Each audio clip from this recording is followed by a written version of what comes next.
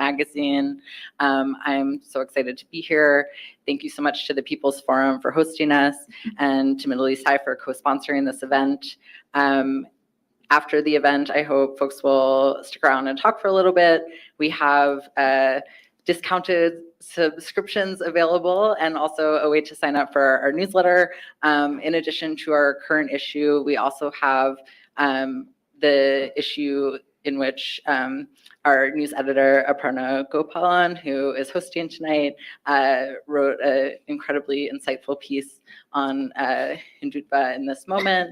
And with that, I will turn it over to Aparna, and I hope you all enjoy and learn something tonight, and thank you again for being here. Thank you. Thanks, Saul. Hi, everyone. As Saul said, my name is Aparna Gopalan. I'm news editor at Jewish Currents. I'm very excited to be at this event with you all, co-sponsored by Middle East Eye. And yeah, I thought I would just say a little bit about this event, and then I would introduce our guests here. We'll go through a conversation up here and kind of discuss some of the key dynamics, and then have a Q&A with the audience. And yeah, the idea is that we'll basically do 50-50. Half the time we'll do Q&A, half the time we'll kind of talk up here. And yeah, so I guess just to get started, I think many of us know we are gathering at a time of horrors. It's the 242nd day of a genocide in Gaza, which has killed literally uncounted number of Palestinians. We don't actually know exactly how many people have died, including tens of thousands of children. And this is a genocide that's being carried out in collaboration not only with Western countries, but also with post-colonial powers, such as India. In October, days after October 7th, Israel's ambassador to India reported that he had received so many messages of support from the people of India that he could create another IDF just with Indian volunteers. He said, "Everyone is telling me I want to volunteer, I want to fight for Israel." In the months since then, India has provided Israel bombs that have been dropped on Gaza. India has provided workers to replace Palestinian laborers, and India has provided diplomatic cover to Israel on the world stage.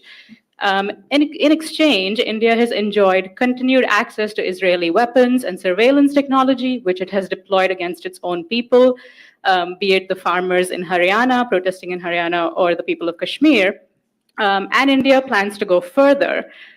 In late 2023, Indian army generals were reportedly studying Israel's assault on Gaza to quickly draw lessons, this is a quote, draw lessons relevant to our context, end quote, as one army source told the Indian media. And this chilling statement underscores how, despite the relatively good news from the Indian election this week, the material structures of repression that India has invested in will likely remain alive and well, as will India's deadly alliance with Israel, unless something else changes dramatically. So these are some of the dynamics that I'm hoping we'll be able to get into tonight. And to do that, I'm really honored to introduce our guests tonight. We'll start with Suchitra Vijayan. Suchitra is an essayist, lawyer, and photographer covering state violence across mediums, ranging from oral history to visual storytelling. She's the author of the critically acclaimed book Midnight's Borders, The People's History of Modern India, and How Long Can the Moon Be Caged? Voices of Indian Political Prisoners. She's the founder and executive director of the Polis Project, a hybrid research and journalism organization. So please welcome Suchitra.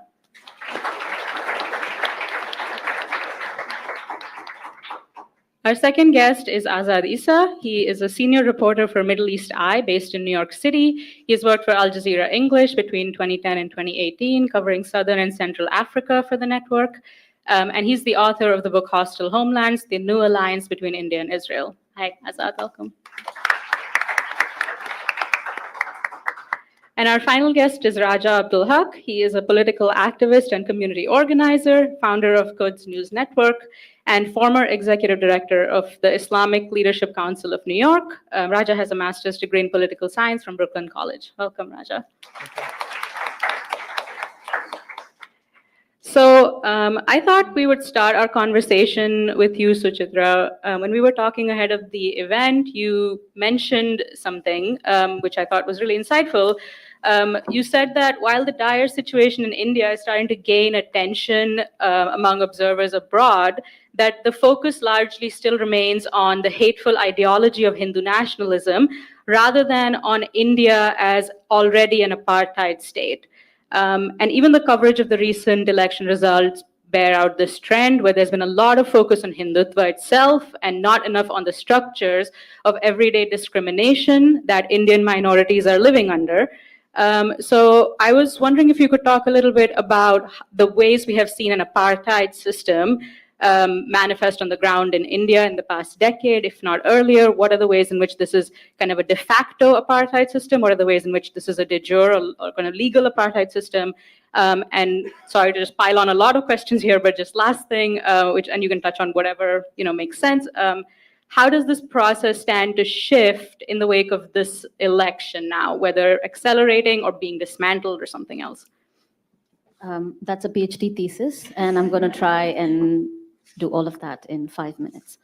I want to start by quoting K. Balagopal, an incredibly brilliant civil rights lawyer from India, who said that everywhere you have inequality, there is a question of rights.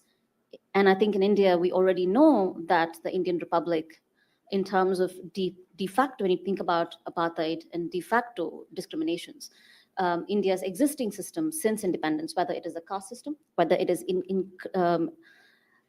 almost inexplainable inequality, social segregation, all of this is not new. These are things that have colonial continuities, and they continue to exist as of today. Now, the question is, what has changed?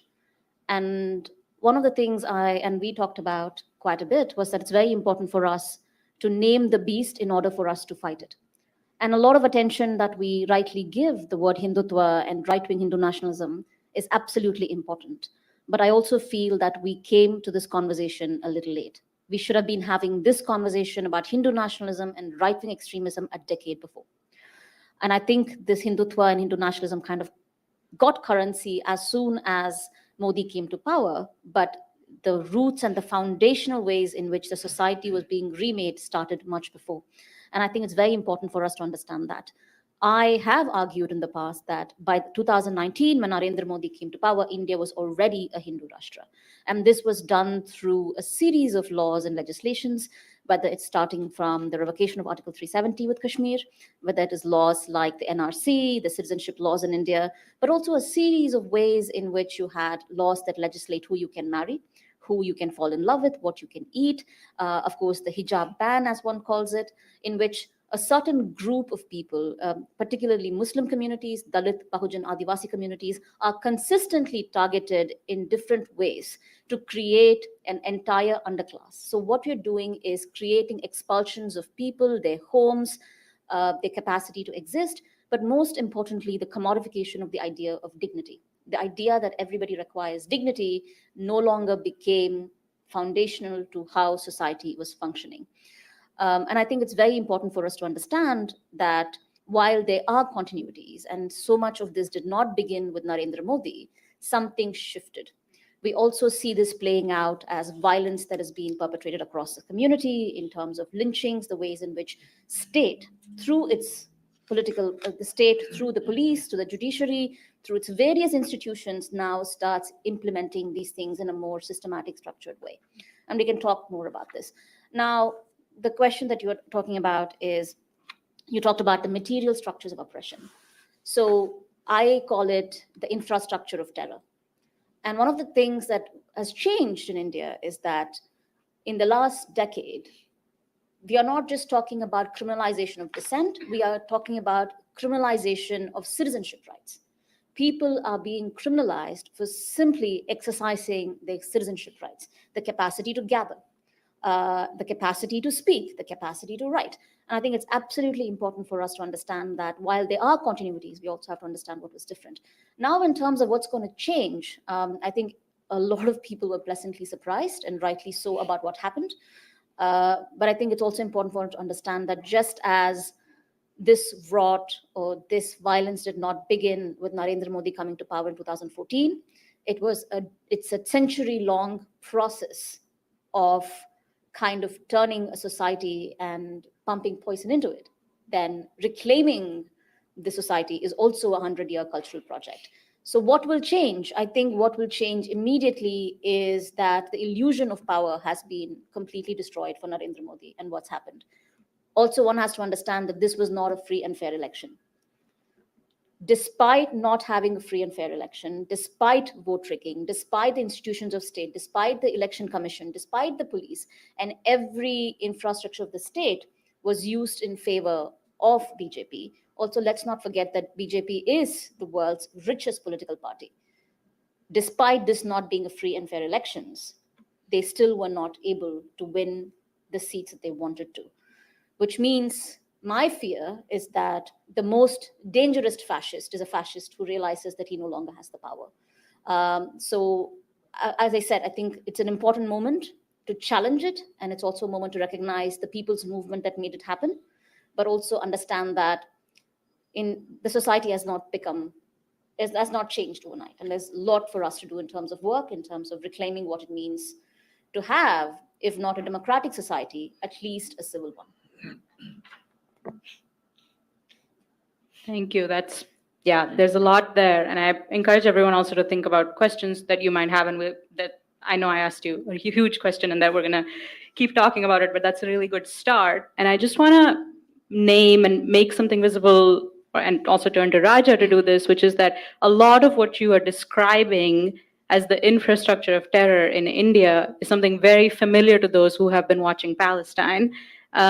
Many of us are, obviously watching the genocide unfold in real time right now, but there's also an apartheid society that undergirds it and is carrying it out. And I'm wondering, Raja, if you want to talk a little bit about what that story about what's happening in India brings up for you, and how you read the kind of Indian context when situated next to the Palestinian one. Thank you very much. Salam, everybody. Thank you for being here. And thank you for Jewish Current and Middle East Eye for putting this together. And thank you for hosting. That's a great question. And just following on what you mentioned, when you mentioned colonialism, I think and I know Azad will talk about this more. He's the expert on Israel-Indian relationship. But if you want to talk a little bit on history and go back on understanding of the root cause of both our problems, Zionism and Hititfa, it's important to understand the rise of fascism as an idea and as an ideology came about with something that is extremely related to the 19th century European ethos of racism, utilitarianism, white supremacy. That eventually was the ideology for colonialism and imperialism as we know it today. And Zionism was a child or a spoiled child of European racism. That's the reality. And as we know, and those who know India and know the history of Hititfa more than me, Hititfa was basically inspired by European fascism. And so the root cause of that inspiration is the same root cause of what inspired Zionism. Because what we know about Zionism, the political ideology that enabled the idea of settler colonial project in Palestine was created on the concept, in the words of Zionist leaders like Herzl and Pinker and others, they themselves used European racist tropes of talking about the settler colonial project in Palestine.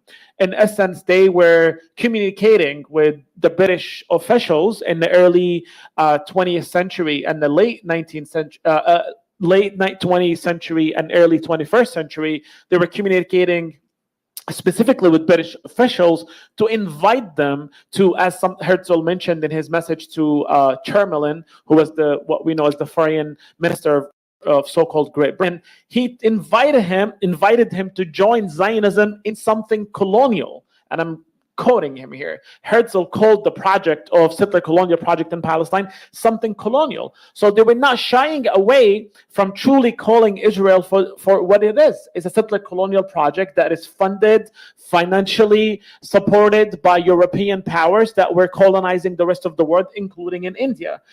So the root cause of this is essential for us to understand that the reality of where these fascist ideas come from and the root cause of them.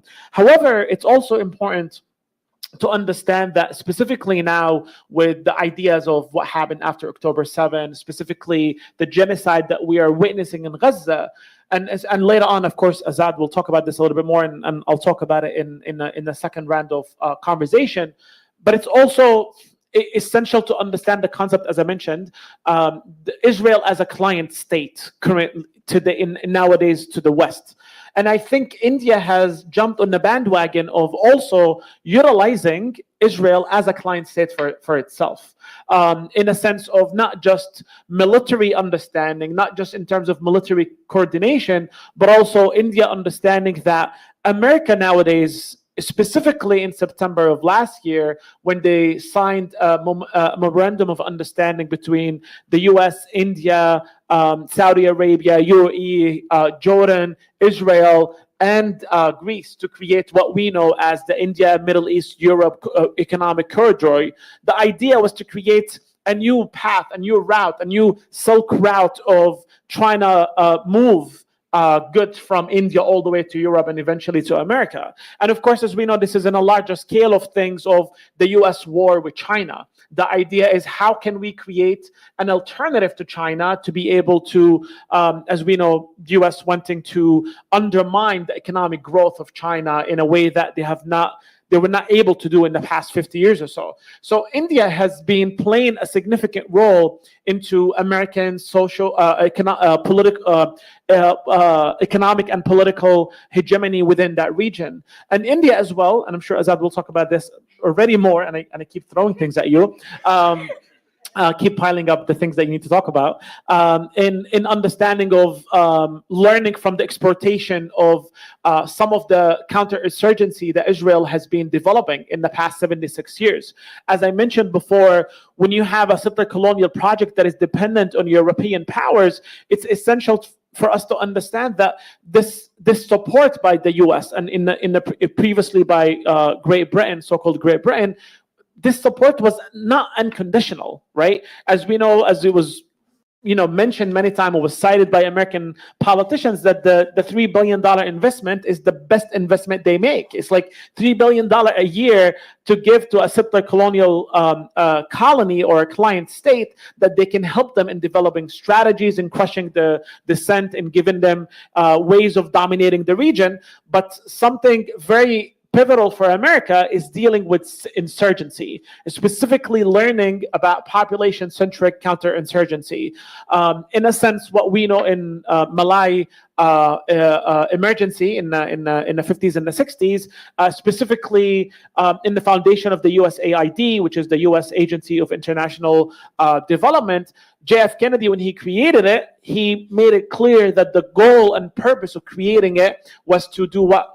To win minds and hearts. The idea of enabling soft power in addition to the hard power that the US have, meaning that they want to develop new strategies into knowing how to counter insurgency, specifically in the context of fight against socialism and communism, was the idea that it's not enough to kill insurgents. We need to know how to tackle the population that allows them to continue resisting our hegemony and domination. So Israel today is the expert on that field. And as we have witnessed in the past week or so, France not allowing Israel to participate in the Euro-Satiri military forum in France or in Paris, and that was a big blow for Israel because this is a huge part of their economy. This is about the idea of exporting how to actually commit ethnic cleansing against your population. And the best usage of that for India is Kashmir, of course. The idea is how do we crush that population? And the best example for them is that ethnic cleansing project that exists today in Palestine that is being committed by the settler colonial project. Again, so the idea is that the relationship between India and Israel goes beyond just the 19th century and the 20th century ethos of racism and fascism that developed in Europe, and both Zionism and Hitva has embraced, but also there's a political and economic interest that both countries are benefiting from each other. And finally, I want to say, and the growing interest in India in developing a stronger relationship with Israel, I think, in my opinion, India is learning that the international community, specifically the US and European colonial powers, are learning that you can be a rogue state, you can commit ethnic cleansing in your state as long as your interests are in alliance or in alignment with the Western colonial powers. And I think India is learning this the easy way now, not hard way anymore. After October, that Israel can get away with committing a genocide on live TV. And I think India now is and especially Modi and his clan they're getting excited that this is possible, and God forbid that might be able to commit something like this in India or Kashmir, because as long as the relationship with the US is strong, as long as they're fulfilling their status of aligning their interests with the colonial power, that they might be able to get away with committing such atrocity within their region. And I'm sure we'll continue the conversation, and I'll pile more stuff on you. Thank you for that, Azad. I feel like you might be able to bring that story forward in the way that Raja was talking about. Your book gives a lot of context that explains why these two systems of oppression look alike. And of course, Raja already started talking about how this is not simply two accidentally parallel systems of oppression. This is an alliance. And one of the things you trace in your book that's really interesting is that this alliance has a much older origin than many people remember. You talk about Indian officials, for example, getting excited at the end of the Six-Day War and saying, what Israel has, we want that. And this is at a moment when India's official position is a position of solidarity and support with the Palestinian people. So I want to see if you want to talk a little bit more about that kind of early impetus from India to emulate Israel. Where was that coming from? What were they looking to? And then we'll get into kind of where that alliance goes in the 80s onwards. But yeah. Hi everyone, Assalamu alaikum. Thank you for coming. Thank you, Jewish Currents, for hosting this event, and to my esteemed panelists as well. Thank you, Raja, for all the dumping. So I think we'll have to go back go back to 47 perhaps, right? 67 is actually a jump. So the Indian National Congress, when it tries to push the British out of India, or at the time the subcontinent, it's obviously an internationalist movement, and it sees itself as part of this larger anti-colonial struggle that's happening in other places. So it looks at Palestine and it resonates with them, right? And so what happens, Nehru also talks about Palestine being under kind of, being approached by settlers, right, or approached by a colonial entity, right? They use these type of words. But what happens is that we forget that when India becomes a state in 47, it adopts a realist approach to its political or international relations. So we think of, or the popular imagination is that India's approach to Palestine or approach to Israel that emerges in 48 is based on Gandhi's goodness and Nehru's internationalism, but actually it's very, very calculated. So India does not recognize Israel in the beginning, and it takes a few years until 1950 to do so. In 1952, it allows Israel to open up a kind of immigration office in Mumbai or Bombay at the time, and this is far from the political center, right, Delhi. So it's very clear that they want to keep some kind of distance. But what's interesting is that when India decides not normalize, but when India decides to recognize Israel, there's a set of letters that goes from Delhi to the envoy, or the letters that are exchanged between the envoy in the Middle East and in Delhi. And Palestine is not mentioned even once, or what are the consequences of recognizing Israel with regards to Palestine. The question that's asked is what will be the impact on us? And what are we talking about here? The impact on oil. So India takes the role of being pro-Palestine because they understand that at that time Israel is a small state and they don't know which way it's going to go, right? And the Arab world is going to provide oil because they need, the country needs oil, it needs energy. The second thing is that in late 47, you have the occupation of Kashmir that begins. And as a result, this goes to the United Nations. The United Nations Security Council passes this resolution, or passes a thing calling for a plebiscite, a referendum in Kashmir. And India understands that the Arab world knows what's going on in Kashmir. So they don't want the Arab world to move towards Pakistan on the question of Kashmir. So they move closer to the Arab world.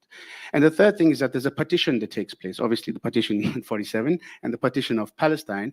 And India was, obviously the Indian National Congress saw the partition as a kind of failure, a moral failure. So to recognize Israel too easily would be to allow the rest of the world to recognize Pakistan very easily as well. It kind of like endorsing the idea of partition. So there's that issue, right? So that's the beginning. So we have to move away with this idea that India had a pro-Palestine position, but it was very much in their interest to do so. Now we move into the 50s. In the 50s, India becomes a kind of like an example for the rest of the colonized world. I'm talking about African countries in particular, who are fighting against their oppressors, their colonizers. And the non-aligned movement begins. And the non-aligned movement is set up, and in our imagination, or in our understanding, is that Israel was not invited to the meetings or to join this club. And because India was a leader of the non-aligned movement, there's this feeling or the sense that, there's a narrative that India did not want Israel there. But when you look at the sourcing from the time, actually Nehru wants Israel there. And it's the other states that push back and say, we don't want Israel at the non-aligned movement. So there's all of these weird, like, half-truths, and kind of narratives that are pushed out about India's anti-colonial positioning at the time, because it suits them. Also because India has a decent relationship with the Soviet Union, and the Soviet Union are the ones also pushing this anti-imperial discourse and is sending all the cash and stuff to African countries and in other places as well. So things move in that direction. Now, not to give you such a boring story, but in the 60s, this is when the military relationship begins. So 62, India and China go to war in the Himalayan mountains. They are struggling. It's my favorite story, actually. And then India sends a letter out to several leaders around the world, including David Ben-Gurion, whom they don't have a relationship with, officially. And David Ben-Gurion writes back, the Israeli prime minister, and says, we will supply these kind of armaments to you, these mortars and the like. And Nehru writes back and says, okay, but send us these armaments in unmarked ships. And that gives you the sense of this kind of hypocrisy and double standards of this Indian government, right? So they don't want to be seen as part of or being close to Israel in any way. Now, what begins in 62 is essentially a relationship between India and Israel that's kept under the carpet, or kept under the radar in many ways. And in 65, India gets arms again. In 71, they get arms again for the wars against Pakistan. But what I found also was in 67, which has come to your point, in 67, the Six-Day War takes place, and the Indian army is extremely impressed by how Israel demolishes these Arab armies. And I just found out recently that an Indian army official went to Israel in 67 to study what happened in 67. Now, so to bring it to your question, India was looking at Israel 20 years later, right, after 47, in the 60s and early 70s, as a kind of country that maybe they got it wrong diplomatically, that maybe we should be moving closer towards Israel because they are becoming a bastion and a bulwark of arms manufacturing, of technology, right? And India also, there's a push within India towards liberalizing the economy that starts in the 70s in particular, and in the 80s as well. But what happens in the 70s is that India, while it continues to, and I mean, this is incredible, because while the stories that we hear about India in the 70s is that they became very close to Yasser Arafat. And so Yasser Arafat called Indira Gandhi, the prime minister, my sister. India was one of the first countries, probably the first one outside the Arab world that recognized the PLO, right? India signed on to resolution 3379 that called Zionism racism in 75. So there was this outward kind of performance regarding Palestine. And in the same time, Indira Gandhi set up ties between RAW, which is the Foreign Intelligence Agency, and Mossad from her office. It was Indira Gandhi that sent her Indian commandos to be trained by Israeli commandos, who then committed the crazy massacre in Amritsar, in the Operation Blue Star, which is actually 40 years this week, right? In which thousands of Sikhs were killed. Israelis trained them, right? And so this is all happening at the same time. And then the 80s come along, and then Indira disappears, and you have Rajiv Gandhi, her son, who then is told by the US that if you want to get close to us, you have to go through Israel. Essentially, that's the part. You got to prove yourself. Does that suffice? Okay. Yeah. I mean, I think let's actually try to bring that story all the way to the present, because now you're getting to the moment where the moment where kind of most stories about the alliance begin, which is with the rise of Hindu nationalism in India and the kind of dropping of the pretense of Palestine solidarity, and also, I guess, the changing of the global order, as you're pointing to, such that being close with Palestine is no longer in the interests of India. So I want to hear a little bit about how we get from where you just ended in the 90s to the present moment, which is the moment of the most intense military relationship between the two countries, the most intense economic relationship. What is that shift? And if I may just add one more thing, would you say that the kind of military relationship with Israel under Hindu nationalism is a qualitative shift or a shift of intensity from what you're describing in the previous moment? Okay. So in 1992, India and Israel normalized ties. And what you see then is that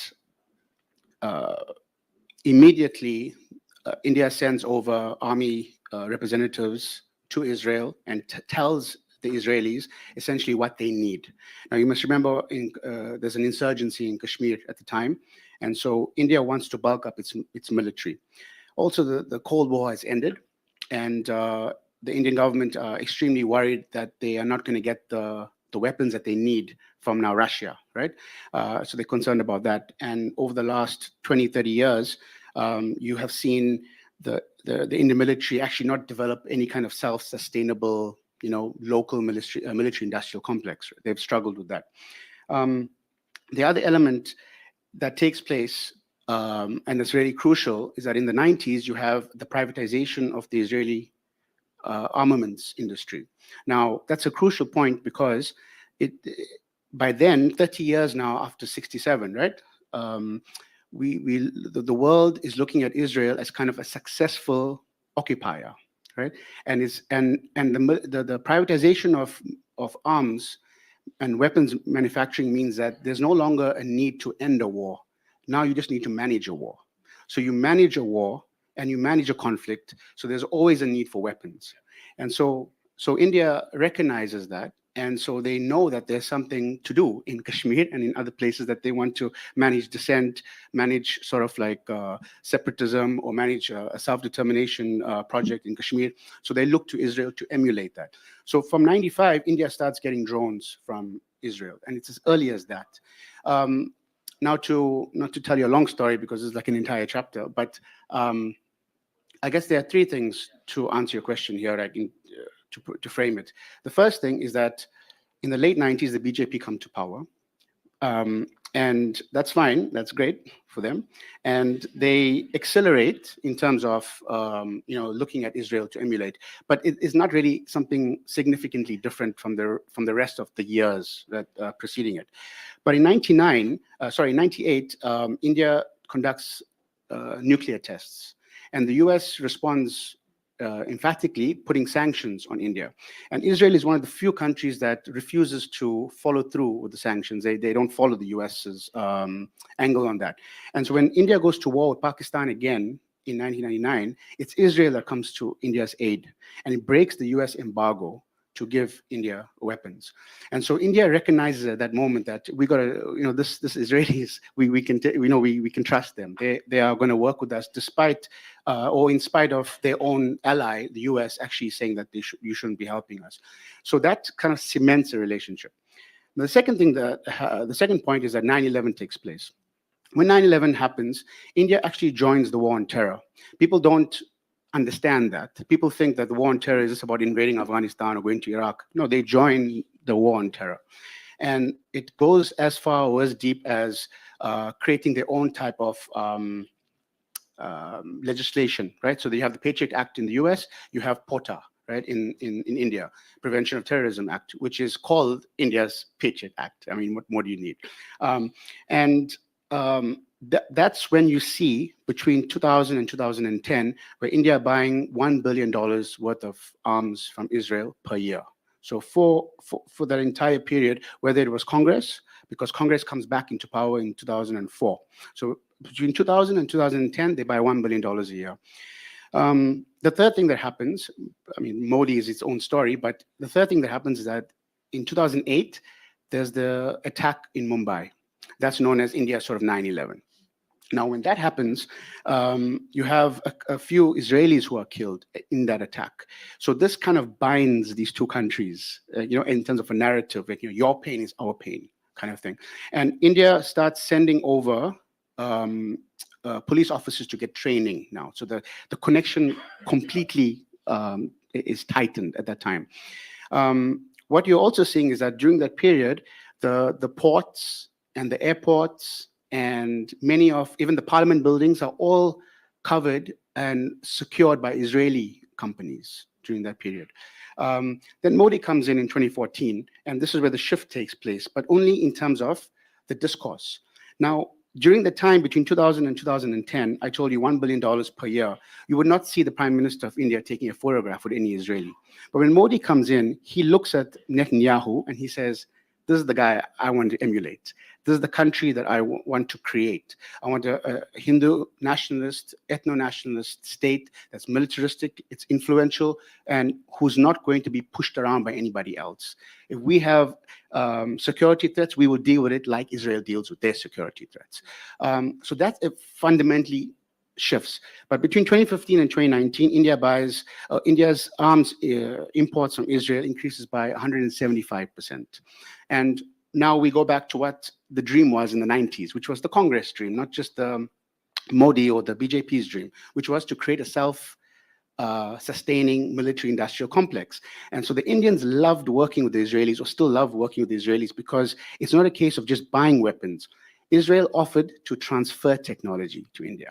So the drones are not being just sold to India. India is making the drones, the same drones that are being used in Gaza, the same. These are combat drones. And so you now have India buying 46% or almost 50% of all Israeli weapons sold to the world. They're sold to India, right? And you now have India kind of increasing production of Israeli weapons. So you can almost see it as if like it's India mass producing Israeli weapons at this point. But now, not to go on and on, but the point here is that when you sell a weapon, when you buy an Israeli weapon, you're not buying just a thing that points and shoots, right? You're buying a methodology. And so when a country like India gets that technology, it's not just about them using it on the farmers or using it on Kashmiris. It also becomes an example for other democracies around the world that this is a kind of democracy that this kind of behavior is okay, right? And we can get away with it. And so this can be imported to other places. And so what happens is that India and Israel India starts using the Israeli model also in terms of how they justify things. So everything's about democracy, which means, what does democracy mean? It's not about just voting, it's about self-correction. So just as the US and Israel have basically refuted the ICJ or the ICC's sort of like judgments or preliminary judgments saying that, no, why do we need them? India also has begun to talk in those terms, that we can self-correct. We have a judiciary, we have institutions, while in the same time destroying all those institutions, essentially. Thank you for really laying out the contours of that alliance in a really robust way.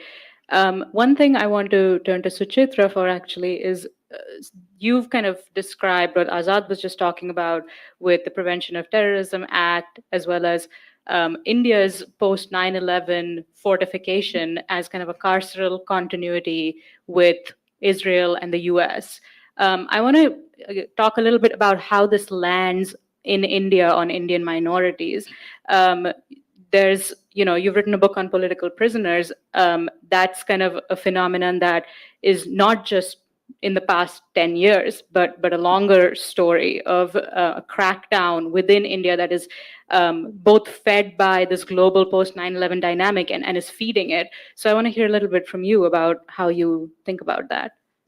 I think we have to start by understanding that democracies are deeply authoritarian, and these democracies learn from each other, and they learn very quickly and very effectively. As Azad already pointed out, I think post 9/11 kind of ushers in a new era of terror and creating terror on certain kind of bodies. In the United States, it's Muslim, Black, Arab.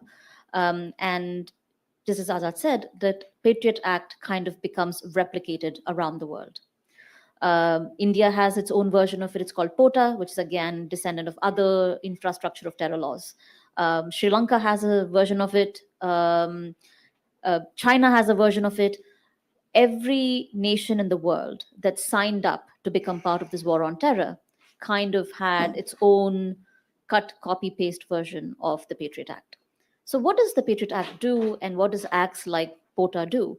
One thing it does is that it unilaterally designates individuals as terrorists. And it also creates, and the Patriot Act created a new category of prisoner called the forever prisoner.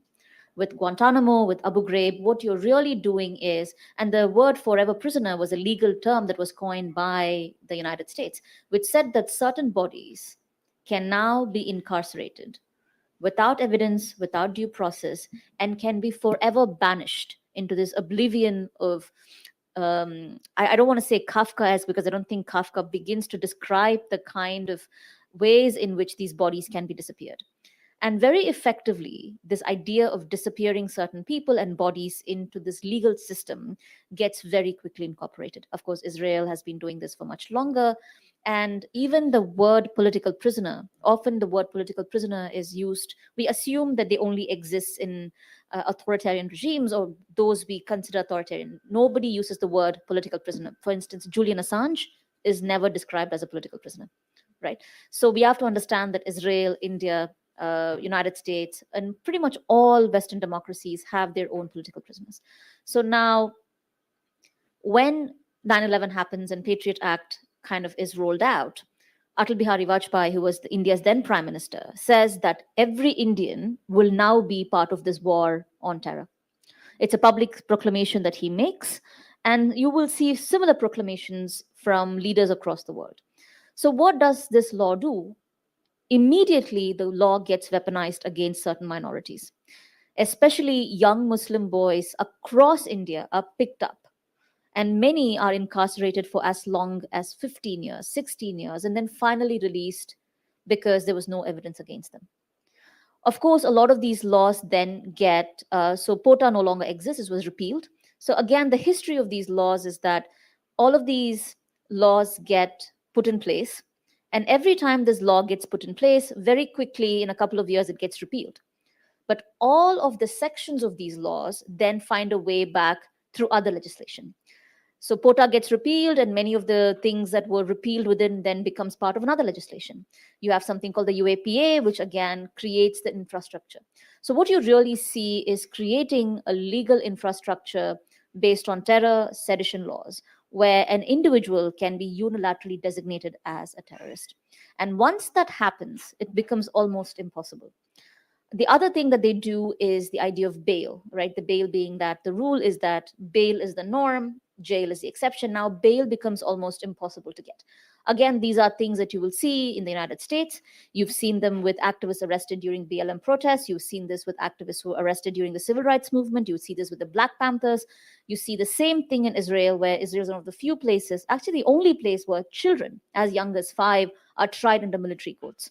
all goes back to the idea that certain bodies can be designated as forever prisoners without proof, without due process. I think that is something that we need to keep coming back to over and over again. Now, all of these laws have become consistently more punitive. For instance, the 1st of July, India is going to have, the BJP government said that 3 criminal laws are going to be, these are colonial era laws.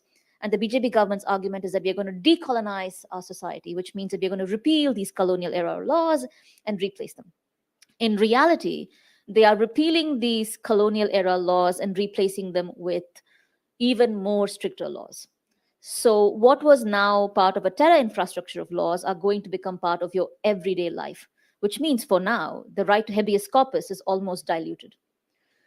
Today, the police can go, if on the moment these laws kick in on the 1st of July, today the police can detain you up to 60 days, right? Again, these are laws that were once part of the terror laws are now being incorporated into the larger context of criminal laws.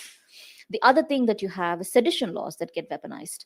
Over and over again, what India has done, and again, you see similar continuities in Israel and India and almost all democracies, is that now the act of gathering. So in India in 2020, you had the Delhi pogrom, in which violence was unleashed against Muslim communities, and vast majority of the victims were then wrongly convicted as the perpetrators as well. So the victims become the perpetrators, they are charged with crime, but what FIR 59 does effectively is it now makes the act of gathering to protest a crime. And now that hasn't changed.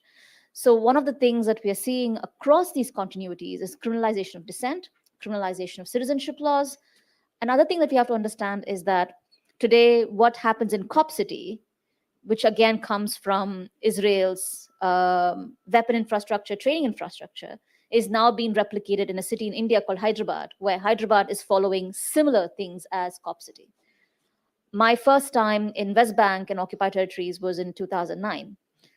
When I came to Kashmir later in 2013, by the time I was traveling from Srinagar to Baramulla, I could see the similarities in the geographies of oppression.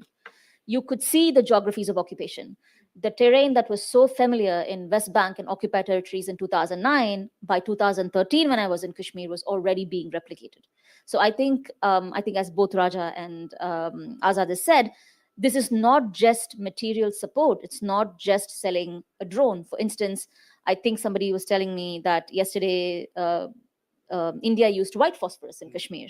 Last month, they used drones in Bastar to target Adivasis who are protesting against the occupation of their own land.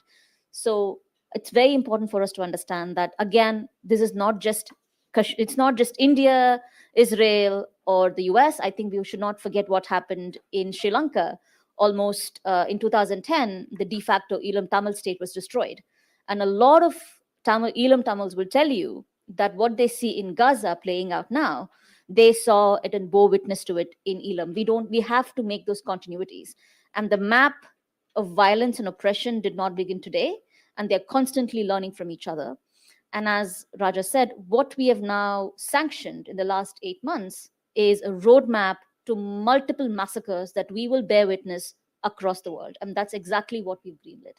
And again, I know I'm repeating myself, the core idea that we need to go back to is reducing certain bodies as forever prisoners who can be destroyed, dispossessed, disappeared into a carceral system from which it's impossible to kind of retreat them back.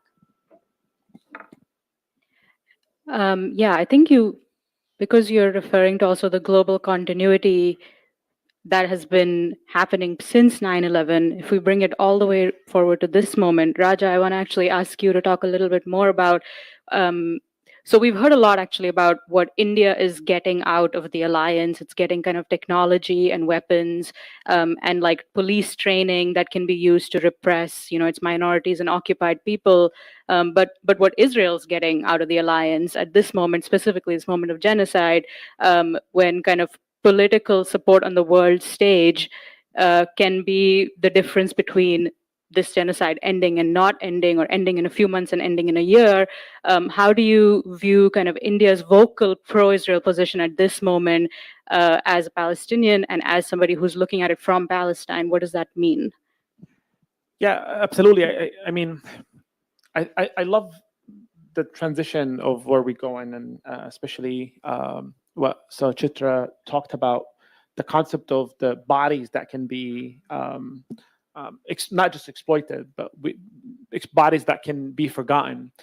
And I think I want to take a step back a little bit. And I think there's complete reciprocation between both India and Israel.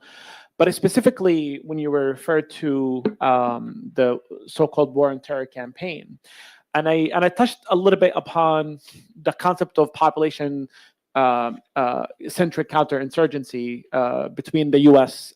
by the U.S. against Soviet Union, specifically against socialists and communists in Vietnam and the rest of the world.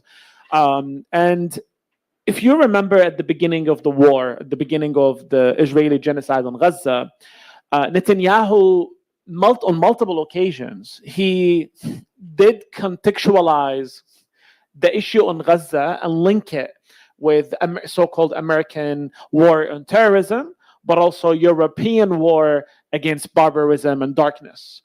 We are in the 22nd century, right? Are we? 22nd century? I forgot. I lost time. 21st century. Gaza's made me literally lose track of time. We're in the 21st century, and Netanyahu is invoking 20th century or 19th century ethos of racism and Orientalist tropes that have been invoked against people in the global South, specifically in the Middle East, or by brown people in general, to be able to invoke the white man burden of civilizing mission, that Europeans are civilized and everybody else is barbaric, and it's our job to go and civilize them.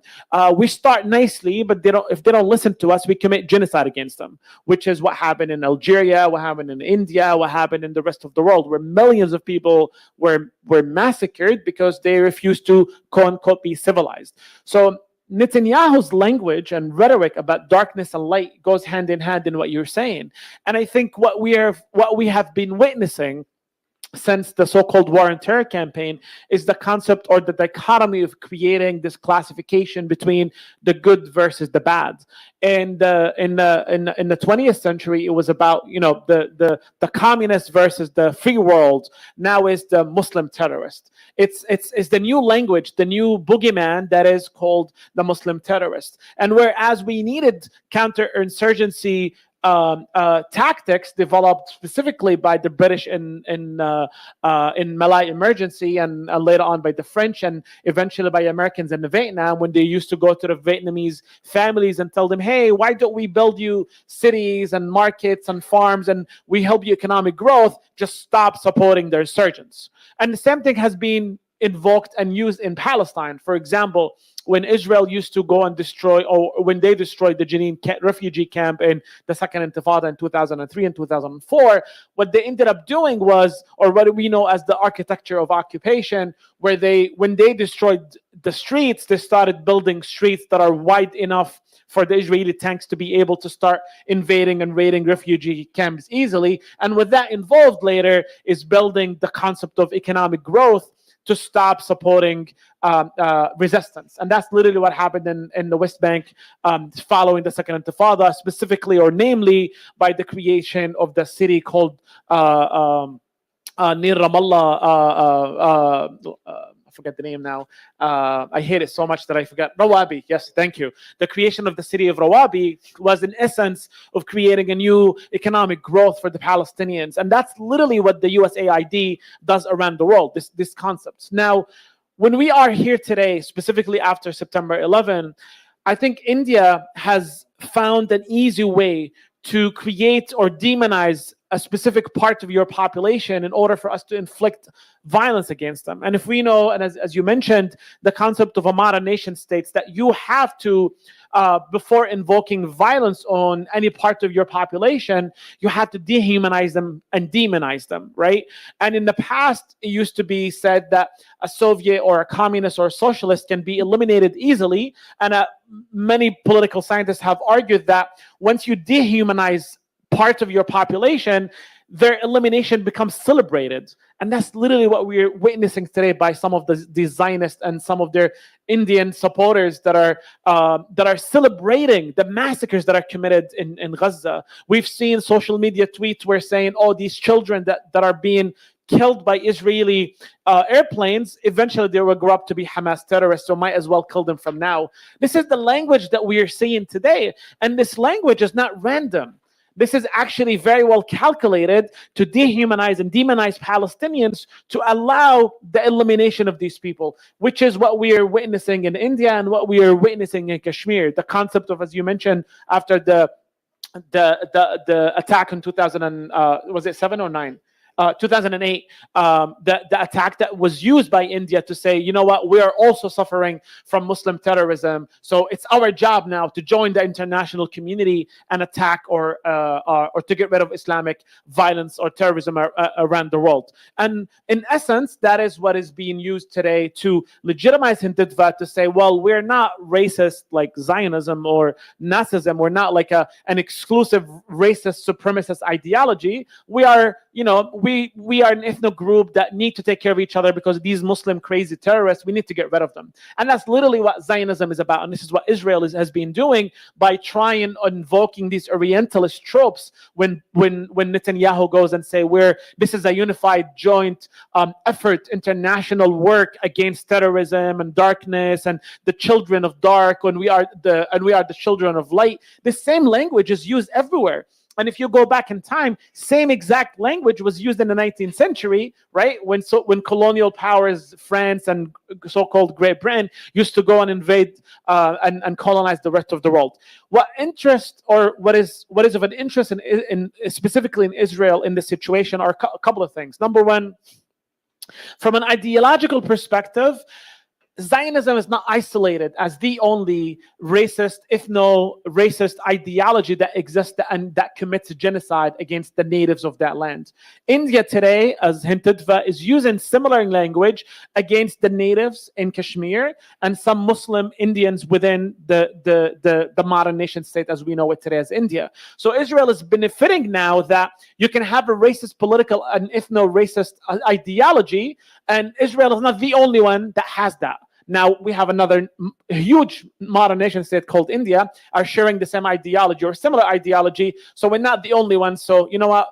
It sounds cool. Number two, politically, you have one of the biggest, the most populated countries in the world are becoming your most strategic allies in the past 10 years or so. It's essential for them to support them in the UN, but also supports them by not just investment when it comes to weapons, but also sharing experiences when it comes, as I mentioned, to counterinsurgency and sharing or exporting your crowd control, your ethnic cleansing strategies and tactics that are used not just from a military point of view, but also politically in terms of how to legitimize it and the language that you use and the rhetoric that you use that is acceptable by international community, because it's something that has been normalized after the war on terror campaign. And economically, it's very important, as I mentioned in September last year, this memorandum of understanding that was signed in creating the India, Middle East, Europe economic corridor is essential. And this is why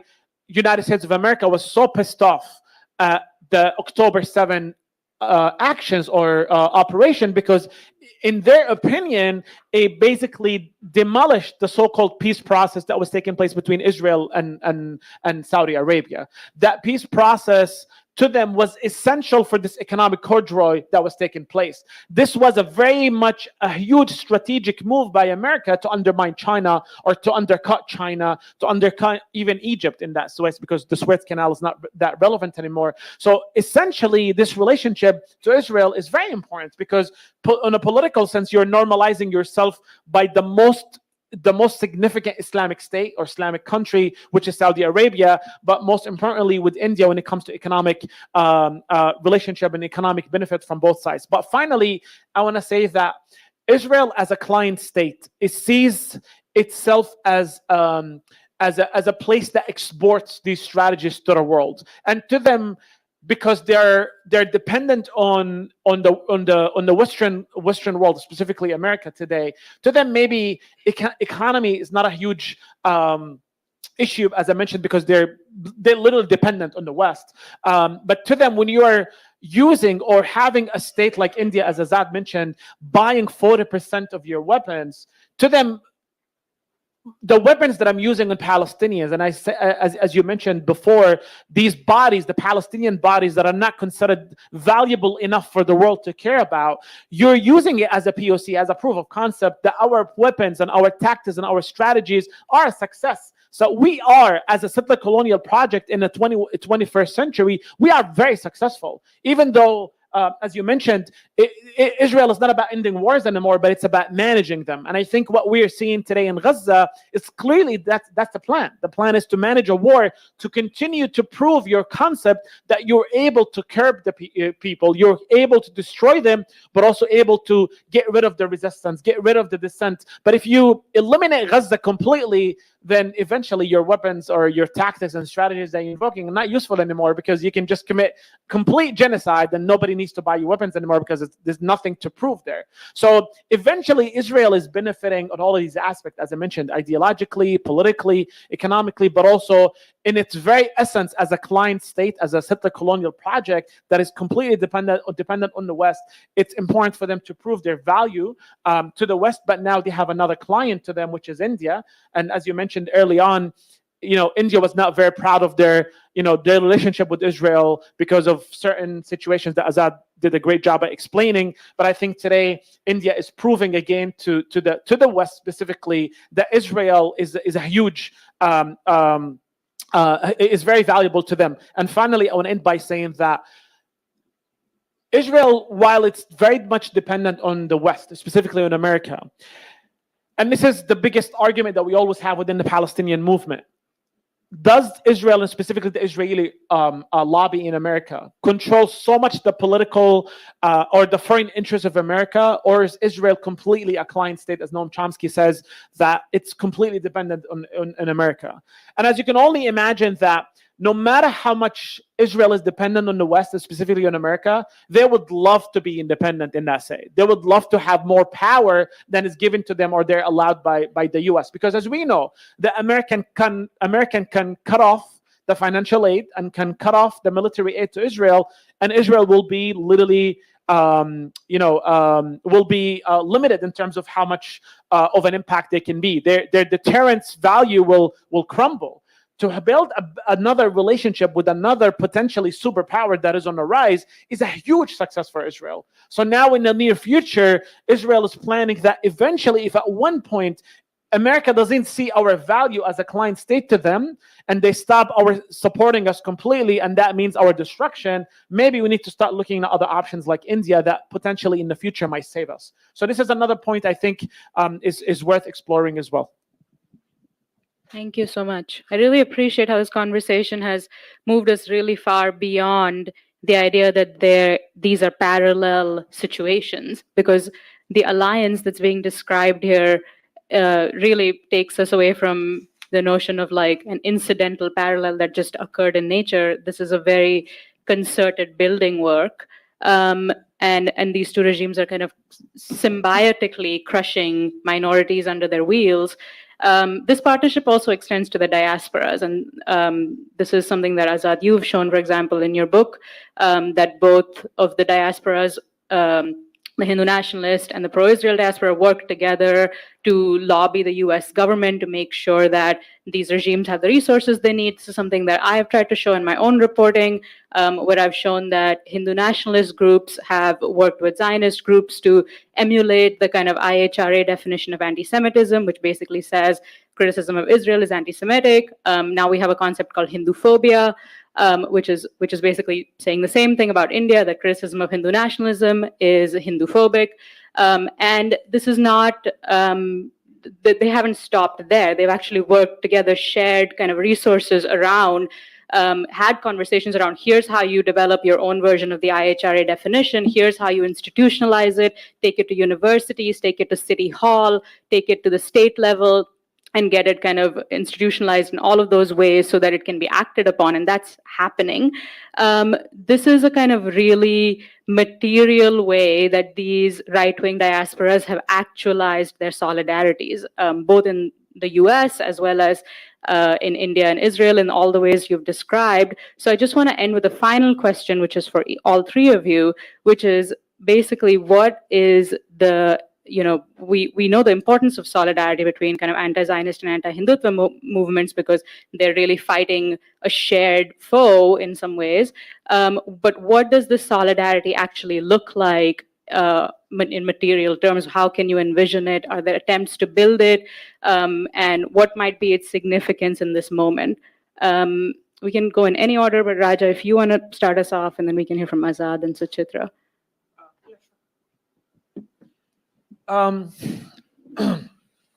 Very good question.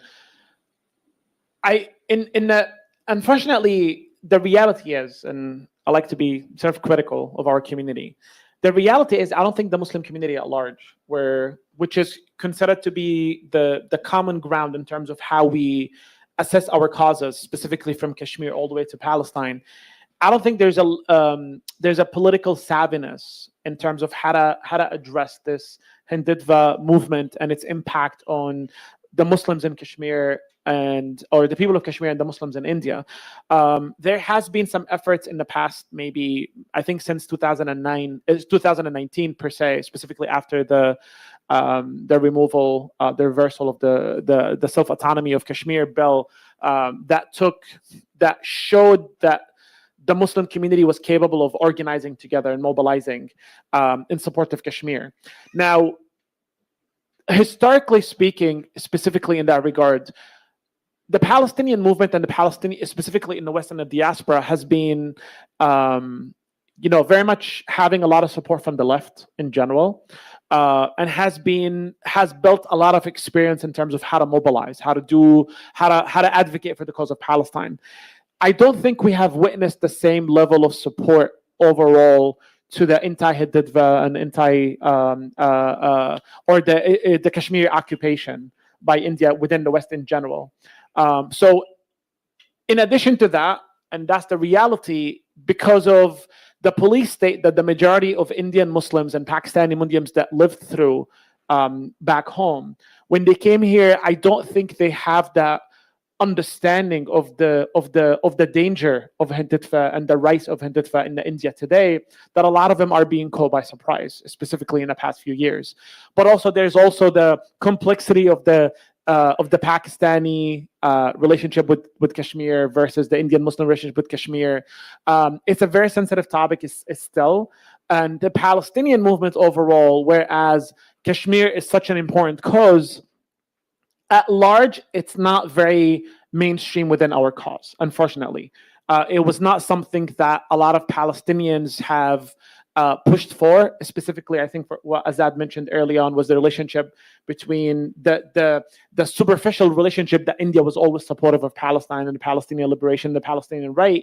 So I don't think we have in the Palestinian movement such an anti-Indian or anti-Hindutva mindset when it comes to pushing for freedom in Kashmir, or even pushing for equal rights for Muslims or Dalits in India. So clearly, this is still such an unfolding solidarity movement, if you will, that is still, I think it's going to take time for us to build together.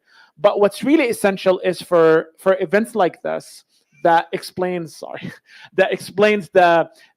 root cause, the shared root cause of Zionism and Hindutva, and their relationship with European racism and European fascism that inspired both, to be honest. But also exploring the topics that we talked about today, that the political and economic relationship between India and Israel, and the importance of both of these states to each other today, strategically, and how important they are to America, who is the head of imperialism around the world. They're the ones that are really leading and spearheading imperialism and colonialism around the world, and whereas these states today are being used as a client state. So, and I provided a little bit of analysis that we are not, honestly speaking, I don't feel that we're in a very well advanced place where the solidarity we can see the fruits of it yet. But I do feel that after the events that are taking place in Gaza today, and after what happened in Kashmir a couple of years ago, I think maybe it's time for us to start getting the movements closer with each other. And specifically, I think from a Palestinian perspective, we need to start bringing in and contextualizing and situating Kashmir within the conversation of Palestine as a settler colonial project and as an apartheid system that we can learn from, and we can understand that there's a solidarity between us. So I gave maybe more of a negative overview than a positive one, and I'm sure many people wanted to have more of a positive outcome out of this. But the reality is we're not there in that solidarity. But I think the time is now, and I think with some of the work that you folks have been doing, it's like literally, I think, creating the path for us to start planning and getting these solidarity movement together. And I want to end by saying that, and this is something that I constantly focus on, that the struggle in Palestine and the struggle for liberation in Palestine is part of the international struggle against colonialism and capitalism. So, and I would like to say that the same thing should be extended to the cause of Kashmir and to the cause of the anti-Hindutva racism that exists in India. It should be part of that struggle, the international struggle for liberation. I love what you mentioned about human dignity, which is a problem. It's the main casualty of modernity, main casualty of colonialism and imperialism, and main casualty of capitalism. The idea that human dignity is not that important versus materialism and individualism. So if we can center those in our struggles and our movements, I think we can get to the point where we have a stronger solidarity between these movements. And I hope that makes sense.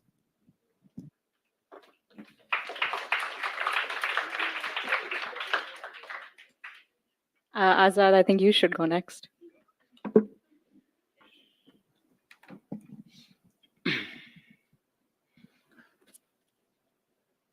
So, just to like give Raja's previous point, not the one that he just made now, but in terms of, you made me remember a couple of things, and that is that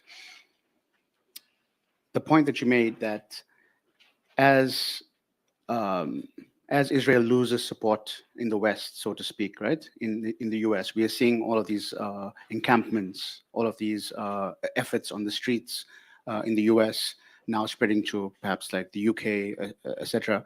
A remarkable thing that has developed in the last few months is that we've seen Israeli military companies or arms manufacturers creating new relationships with Indian universities. So while the universities here are being pushed to move away, they are looking elsewhere already. And so the problem for me is that, we shouldn't be just looking at this, and I'm not suggesting you said this at all, but we shouldn't be looking at this as some type of like, we should care about people there, it's like we are all in this, and they're coming for you, right? And who's running the tech? It's in Hindu nationalists, so to a large extent, that are in big tech. They're the ones monitoring your Instagram, your Facebook, your Meta, whatever these things are called. They're the ones that are, conducting the censorship as well. And so that relationship is very tight. And people are underestimating that once you start moving, that the US is losing ground to a large extent. This is, you have a corpse as a president, right? And you like the US is losing ground, and yet there's a rise of all these other actors that Israel is moving towards and are also becoming influential in the region. You spoke about the corridor. Part of that corridor is Haifa Port. Haifa Port is owned by India, an Indian company. That Indian company that owns that port is the one that's making the drones being sent to Israel. What are we talking about here? Why do they own that port? And why did Israel allow them to own the port? Because we go back to the early 2000s, they own the ports in India. Therefore, and who's running the security of those ports in India? Israeli companies, right? So this is an entire kind of ecosystem that's being built, and at some point, we are all going to be sucked into it. And if not, we already are being sucked into it, right? So, so this point about, the point that you made that there's billions of dollars being sent to Israel. That's $3.7 billion. India is buying between $1 and $2 billion. What's the difference, right? So they are subsidizing the military industrial complex. They are complicit in what's happening in Gaza and in the West Bank. The other thing that's part of this discussion that hasn't come up is the role of the Gulf countries. And so the UAE and Saudi are completely linked with all of this as well. So India also, the Indian relationship with Israel also helps the normalization, because then a lot of negotiations goes through India. And so when we talk about like this West Asian bloc, is that what it's called? The West Asian bloc? Whatever. It's basically UAE, India, Israel, and the US. Some kind of quad, like it's kind of like an economic quad against China. So you have the UAE providing the capital. You have India providing the labor. You have Israel providing this like pseudo tech, right? Plus being the watchdog. And then you have the US providing the cover, right? And so you have this developing relationship in which India is now becoming not just the producer of these weapons, but they're also being the source of labor for Israel. And then on the diplomatic front, they're the ones being seen as the global South leader, right? And so you have this big ecosystem that's being built to protect Israel. And so when the US disappears in terms of an empire, you have India set up already. And so we are kind of missing that, right? In terms of the solidarity, I guess there's 2 points. We could talk about 10 million things regarding this, but I guess 2 things that's really important to me. And one is that the first thing is that it's very important to consider that this India-Israel relationship goes beyond Hindutva, goes beyond Hindu nationalism. As as others have written, as I have written, and many others have pointed out already, this relationship started a long time ago, right? And it was the Congress Party in the 80s that facilitated this. And it's very much linked to economic liberalism. It's about joining the global capitalist economy.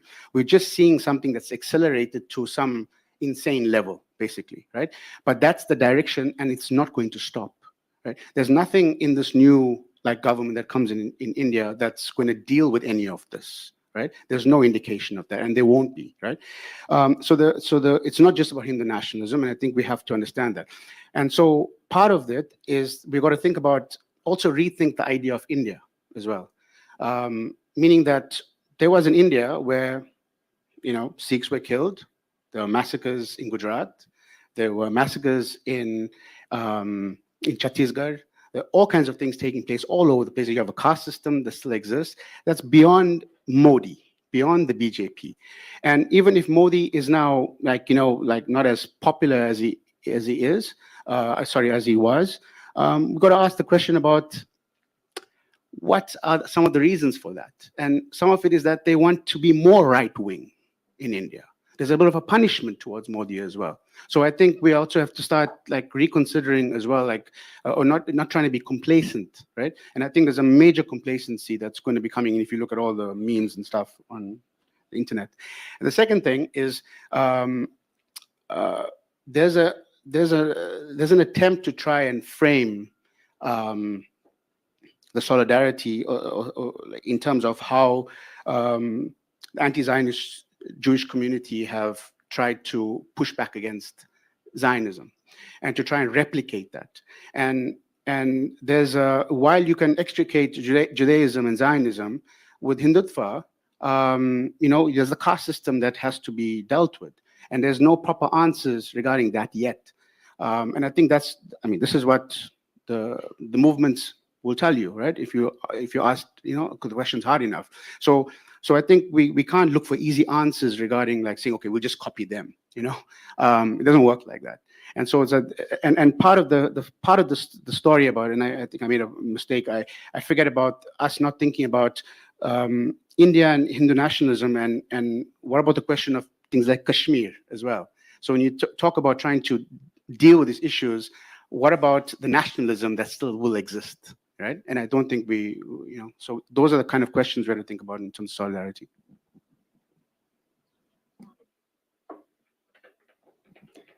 Usually I'm the most depressing one. So I'm going to flip the script today a little bit. This question of solidarity can go in so many ways. So I'm going to try and be very specific about the diaspora and where I find myself in. And I think that's the most productive for me. I want to start with something Sadia Hartman says. She says that the most effective thing that I'm paraphrasing what she said, is that the most effective role of oppression is how it polices your imagination, right? It polices our imagination of what is possible, where we can go, how we can exist, what does it mean for us to build these solidarities. And I think that has been quite effectively accomplished. And I think now when we see students across the United States and around the world kind of militating against that, and it's a moment of chaos. And I think when we first met today, you said, Raja said, I love chaos because chaos is when things can change. And I think and that's true. Historically, chaos is the moment that things can be tested and changed. So I think we are at that moment where there are possibilities that are opening up. So what are the things that I struggle with as someone who was born and raised in India, but I have lived outside of India since I was 17. New York has been my home for the last 13 years. I have to deal with what's happening back home, the home that I left and the home that I made for myself. So what are the things that really bother me? And for me, I think it goes back to the foundations of movement organizing, which is educate, agitate, organize. Educate goes to conversations like this. I think we have lost our capacity to learn from each other. We've lost our capacity to speak to each other.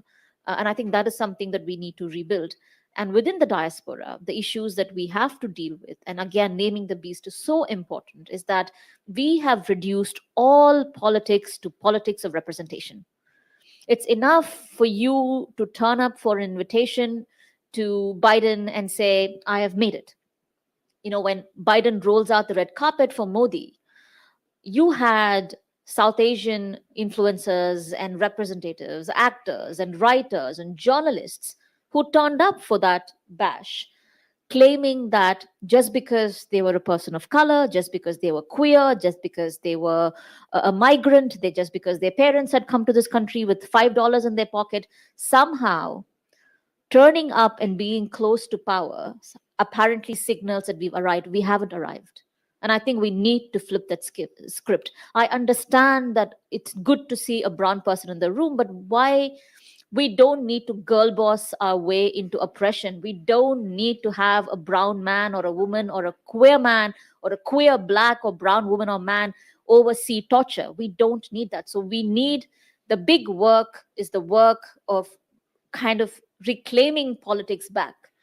We cannot say just human rights and walk away. We have to proudly say liberation and self-determination for all people, even people that you don't like.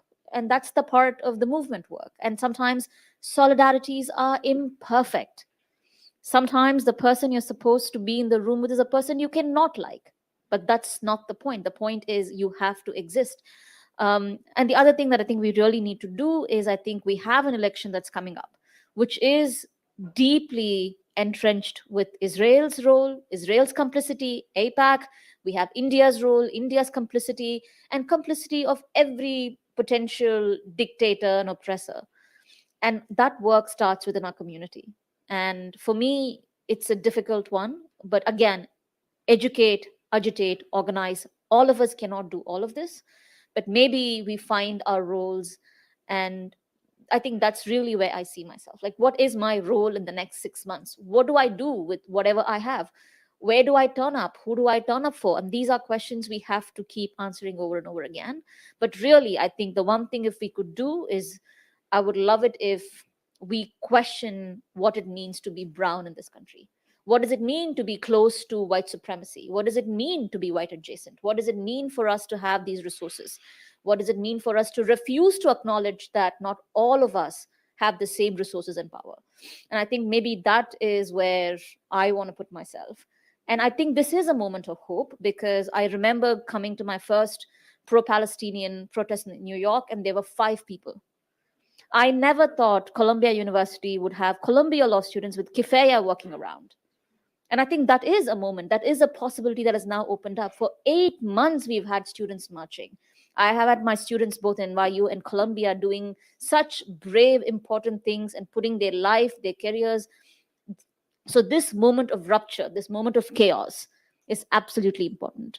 And I really wish we don't lose it, we don't squander it away. And I'll kind of end it with that.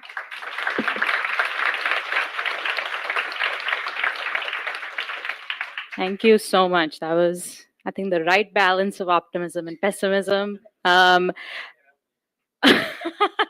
Or I guess pessimism and some path forward with pessimism. Yeah, different flavors of pessimism.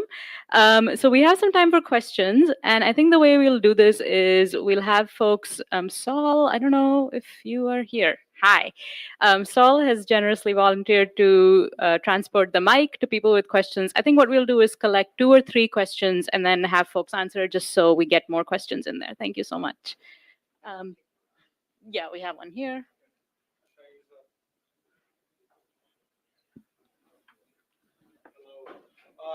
I've been going to geopolitical events all over New York for the past 10 years.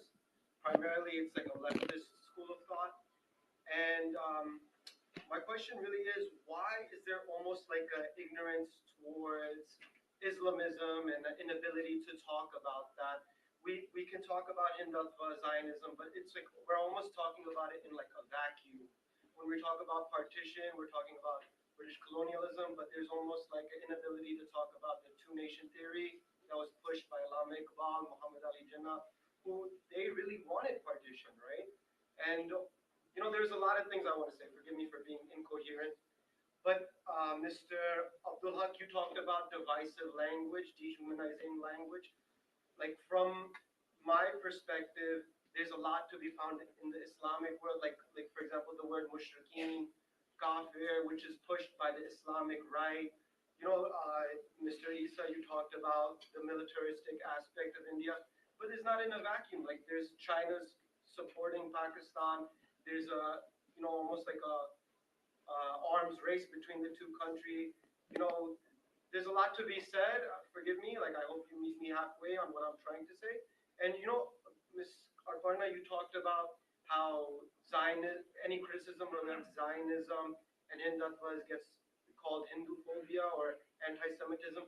Well, I've been speaking about, you know, Islamism for a long time, and I always get criticized of being an Islamophobe. So why are things said in a vacuum and not more like a holistic approach? By the way, I'm atheist. I'm against all theocratic nations, just for the record. Great. I think we can take a couple more, maybe in the back over there. Sorry, I've been ignoring this side of the audience a little bit. I'm going to try not to do that.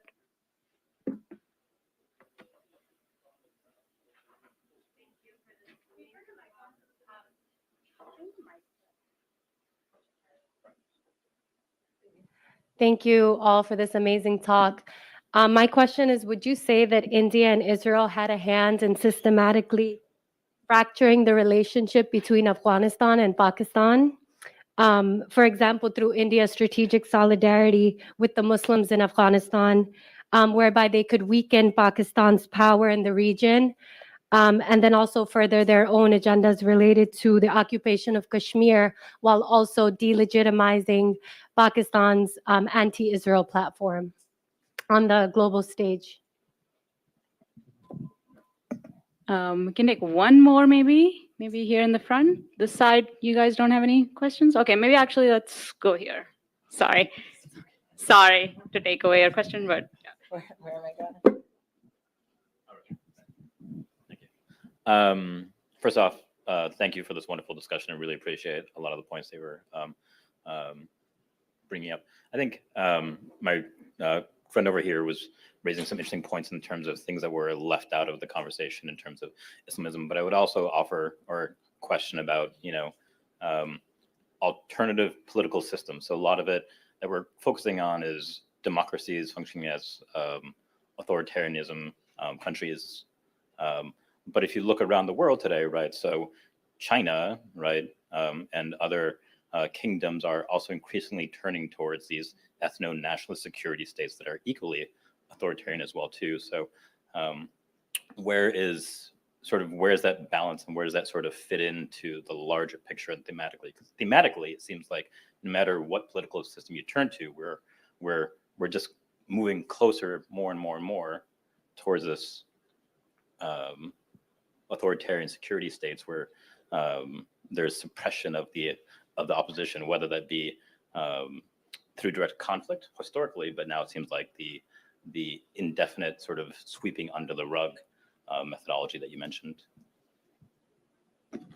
Great. I think maybe all three of the guests can speak in any order. So anybody's welcome. Azad wants me to start. I can't say no to him.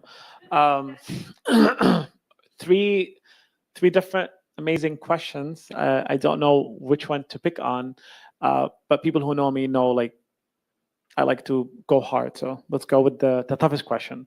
So yeah. You said a few things that seems like more of like contradiction in terms of certain things, and specifically about Islamism. And you labeled Islam right. Were you referring to any like Islamic movements in general, or was it like the Saudi Arabia hierarchical way of implementing Islam? So I just know exactly what you mean. Well, it's like this. Or just Islam at large. Version, Islamism, like this, like mullah versions of Islam, like Islamic Republic of Pakistan, for example. It's against the law. So you're talking about the states itself, or the theology, or the? It's almost, to me, it's intertwined. Okay. I come from a Muslim family too. Got it. I just want to make sure I'm answering the. There's a lot of rhetoric that is dehumanizing. Sure. Okay. So I'm happy to. I mean, it's up to the. To you. But I'm happy to like take this deep into the Islamic theology, even though that's not the topic of today. But really quickly, there's a huge difference between Islamic theology or theology at large with other religions versus an ethno-national movement that is invoking theological framework to demonize the other. When you have, from an Islamic perspective, the concept of mushrik, the concept of non-believer, it's not meant in a dehumanizing way. It's meant into a different category of a different category of a citizen, someone who's theologically following the religion versus someone who's not theologically following the religion. So there is no dehumanizing aspect of it in an Islamic perspective. Now, can that be exploited like we've seen by Saudi Arabia or by different Islamic regimes? Absolutely, because these modern day Islamic regimes are byproducts of modern nation states. They're byproduct of modernity, and modernity, to answer your questions quickly too, in essence, cannot tolerate dissent. In essence, modern nation state is the concept of replacing the transcendental God with the nation state itself being the new God, replacing that transcendental God with that God. So Islamically speaking, Muslims and mushrikeen or kafirin, however you want to label them, whatever is your favorite label to non-Muslims, we're living in the same state with no oppression, with not being dehumanized, with not being massacred just because of them being non-Muslims. As a matter of fact, there's many books about this. You can read Impossible State by Wael Hallaq, who's a Christian Arab. He talked about this, and he talked about how minority in the Muslim world many times were the majority of these nation states, and they were dealt in ways that are sometimes better than Muslims themselves, in the terms of economic, in terms of social class and whatnot. So from a theological perspective, and this is a huge difference between theology in the West versus theology specifically in the West or in the Muslim world, and this is a big problem in modernity and the way we see the world from a Eurocentric perspective, right? Just because the Catholic Church was oppressive in the West doesn't mean other religions overseas are also oppressive.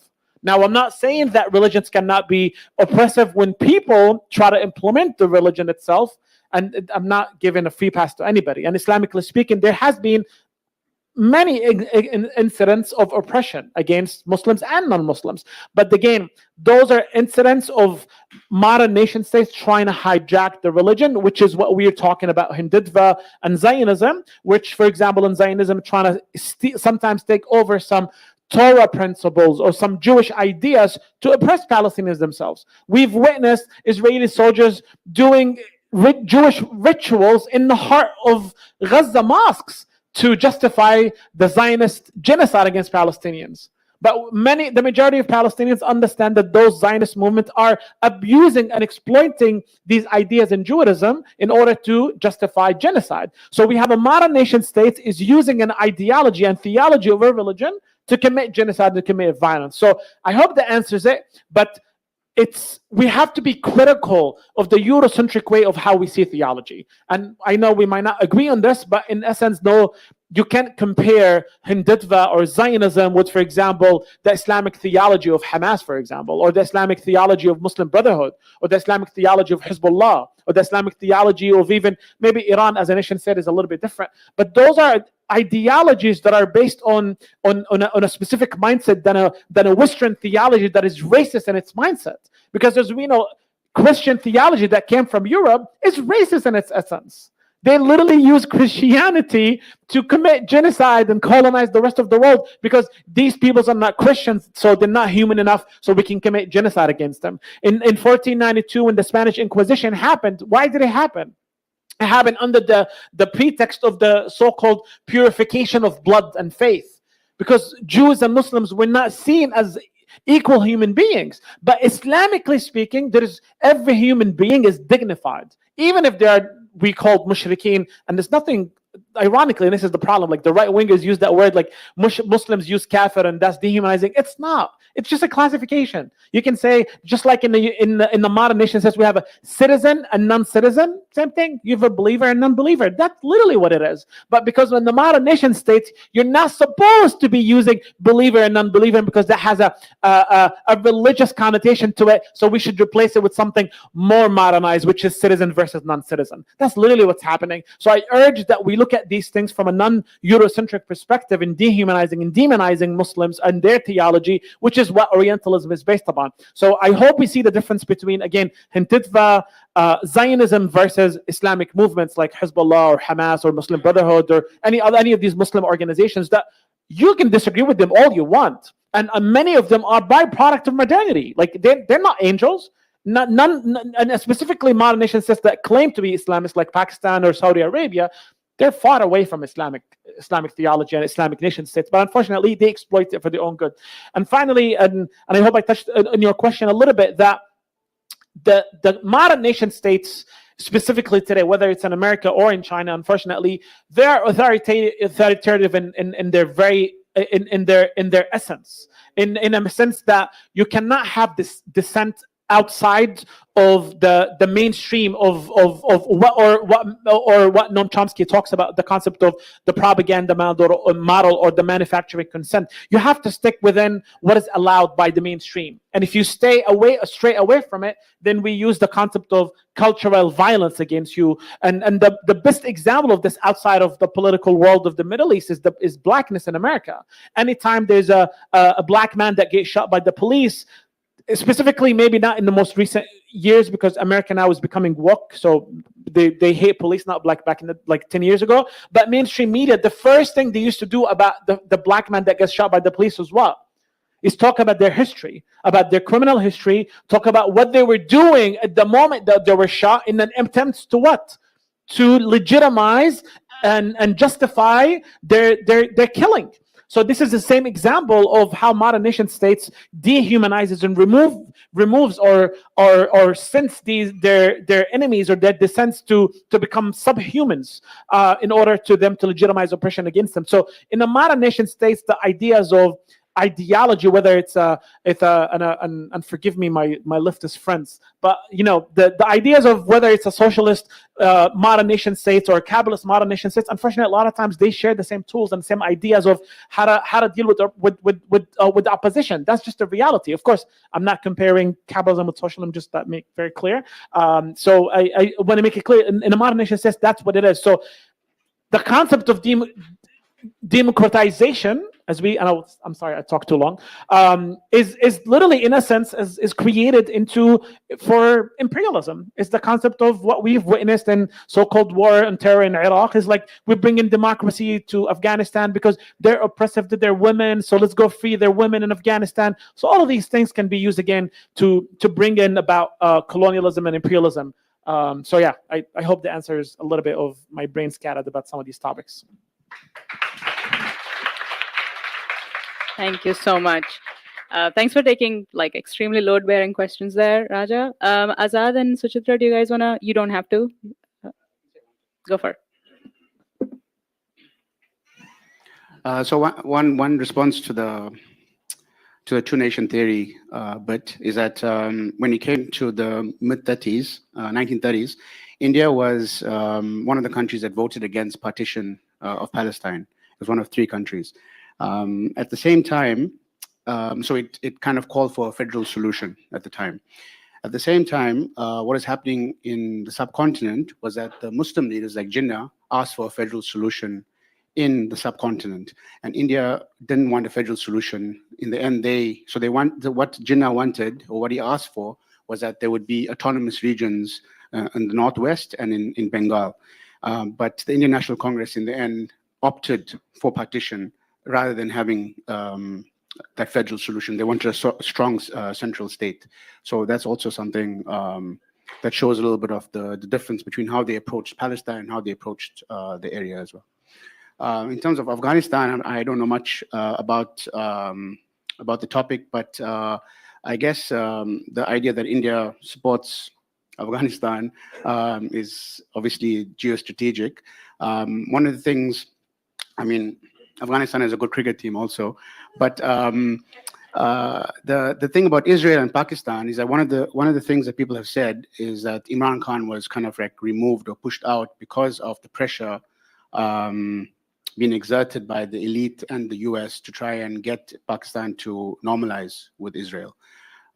So that's like one theory, because Pakistan is seen as like the so-called strong Muslim state, and nuclear power as well. Yeah. So of course those things are all connected, but I'm not qualified to talk too much about it. We can take a final round of questions. The person in the back over there.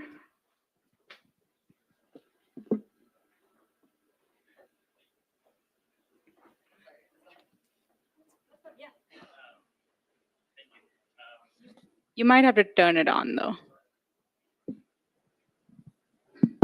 Okay. Yeah, first of all, thank you for such a brilliant talk, everyone. My question was mostly around how you said that India's relationship with both Israel and Palestine has been very opportunistic, and what made like sense at the time. I would say as I was listening to it, my head went like the logical next step is to make it not profitable for India to be in this alliance anymore. And the solution that Palestinians have given us for that is the BDS movement. Yet I never see any Indian companies as the target of BDS. Do you think that's the next step, that we need to get like the Adanis of the world who are involved in this military industrial complex with Israel on BDS? And why is it not already there? Do you think the India-Israel alliance is not on the forefront of people's minds? I will give the question to the person I stole it from here. Hi, thank you so much, all of you, for your amazing contributions. I wanted to see if there was a connection between the pinkwashing that happens in Israel and the kind of purporting of India as a democracy versus how queer people are treated in India, specifically hijras, queer Adivasis, queer Muslims, and if there's a kind of a connection. I know that's like a interesting connection to make, but I wanted to see, because oftentimes Israel purports itself as, the only democracy in the Middle East that supports queer people, but we know from Queering the Map that queer Palestinians are murdered. So I wanted to see if there's any connection between that. Awesome, thank you. One more, maybe you. Yeah. Oh, actually.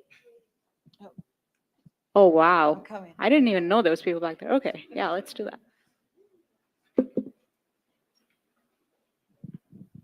Hi, thank you, everyone. I wanted to ask, I see a sort of cultural exchange between the Indians and the Israeli, and I think that has partly taken place through like the sort of counterculture, the cool youth movements in both spaces, where we see like exchange of travelers, and I think I think it has played an important role in sort of curating a support for Israelis, or a sentiment in favor of the Israeli society in India. And you earlier touched upon, all of you touched upon how it's not just incidental, like parallel incidents, but actually like a concerted effort. I was wondering if you have any comments on the cultural exchanges and partnerships in addition to like the educational and the military aspects. And my second question was, unlike Israel, where Hebrew and then modern Hebrew and then Arabic are like the two major languages, India happens to be a region with multiplicity of languages, and how the information, the so-called war on information, or like the news ecosystems of both spaces have similarities and differences, and if the populace can actually fight domestically against those misinformation campaigns. Thank you. Great. So we have BDS, pinkwashing, misinformation, and cultural connections. I think, Suchitra, maybe if you want to start with whichever, choose your own adventure, and then we just go the other direction, and we'll end there. I don't know if I'm qualified to answer any of these questions, but okay. So in terms of BDS, I think increasingly there is now an awareness. I think there is a list now exists about companies that are deeply complicit with Israel. It's not a complete list, but there is work that's being done. And I think it's quite, and again, we think we have to understand that India, I think there's always been, despite what's happening, the sense, I think an average liberal, no, not liberal, the average left-leaning Indian perhaps has been more willing to be sympathetic towards Palestine as against Kashmir. We see that play out even now. So there has always been that sense of solidarity, or at least that imagined sense of performance of solidarity. So there is work in terms of the BDS movement. It's not as robust, as popular, but it exists. About Israel and the cultural aspect, I think you have to remember that Israel and India invest a lot of resources in manufacturing of narrative. And a big part of that is culture. Whether it is making Kashmir a part of the Indian geographical landscape, whether it is Bollywood. There was, I think a couple of years ago, there was this huge investment where a lot of Bollywood films were shot in Tel Aviv, shot in occupied territories. But the point is that there was a very, again, I think it's very important for us to understand that none of this is a coincidence. The cultural exchange, the creation of these, Tel Aviv actually has a very large, robust Indian tech community. And it kind of feeds into all of that. Pinkwashing, I don't know. I think I need to think a little bit more about it. See, India is, it's, in India, I think recently the judgment happened very recently, which kind of decriminalized homosexuality. But I think we have to make a difference. We have to make a clear distinction between legalities that kind of created a space that made things a little bit more safer versus a rich tradition of LGBTQ culture that's always existed. It's existed culturally, historically, but also the kind of work that a lot of LGBTQ activists did to kind of create an incredibly important, robust communities across. Again, history and memory is local, which means that it's very important for us to understand that various communities dealt with this in terms of building communities for years, decades, if not years. Now, pinkwashing did happen because you now saw the very same people who were fighting for equality also justifying BJP and Hindutva. Some of your BJP also very, just like pinkwashing happens here, very much co-opted LGBTQ movements, all movements. I think Jasbir Puar's work about homo nationalism that works here also works for India, but in a different context. And I'll kind of leave it at that. Azad, do you want to take we have the BDS and misinformation, and you can obviously also add to the first two. So for the BDS question, you got to ask the BDS movement regarding who they want to target, right? I mean, that's it sounds like a silly answer, but I mean, they make their targets, and it's a strategic choice. But when it comes to, I mean, your point is like on the button, right? Someone like Adani, these companies need to be addressed and be held accountable. So in Australia, there's a campaign called Stop Adani. And this campaign is about Adani coming in and trying to build one of the biggest coal mines, right, in the country. So there's a huge database of actions, but that hasn't transferred over into the BDS movement, and it should.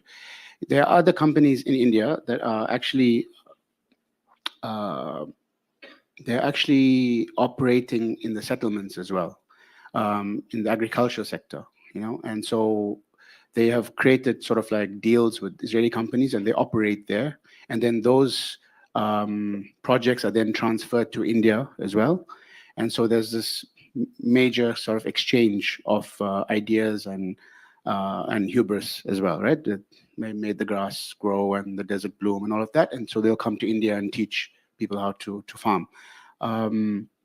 So that kind of thing, I think I think BDS has been a little bit soft on the Indian companies, but I think over the next several years, I think that might change. But perhaps we should pressure them to do so. In terms of the pinkwashing, 2019 there was a lot of that in Kashmir in particular, and they used this sort of model, the Israeli model, in terms of trying to demonize like the resistance, or demonize the concept of self-determination, demonize Kashmiri men by basically saying that, look, these are barbarians, these are misogynists, right? And we are going to liberate you, right? And so kind of connecting India with liberation while kind of subjugating people even further. Now, in terms of the relationship with regards to the subjugation of people and the subjugation of queer Kashmiris as well, is that when India went into Kashmir, when India cut the connections, the communications, so you had the queer Kashmiris not able to communicate with each other for community, like as simple as that, you know, and at the same time kind of pushing this idea that, you know, we're going to bring development to the place. So that's very much an Israeli thing as well, right? It doesn't mean that India has never done this on their own, but in Kashmir it became very clear. In terms of the connections with the culture, it's a big question as well. You know, Suchitra spoke about Bollywood. Netanyahu went to Delhi in 2018, and then he went to Bombay as well, to Mumbai, and he set up a Bollywood fund from his office.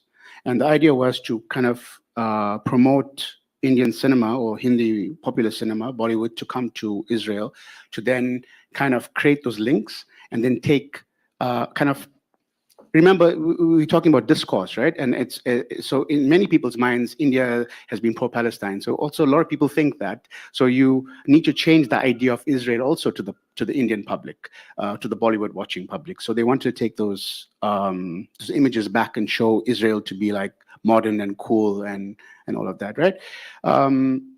You may have noticed, or you may have watched the show Fauda, right, on Netflix.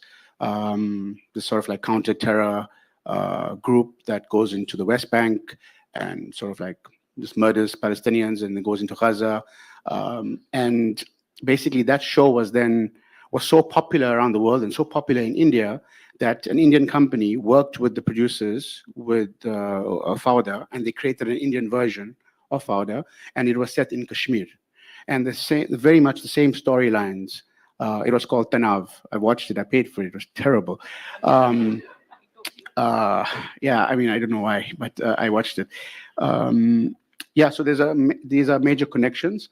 And I didn't follow your question fully, but I'll just say one thing, is that after October 7th, India became kind of like the hub of disinformation for, yeah, right?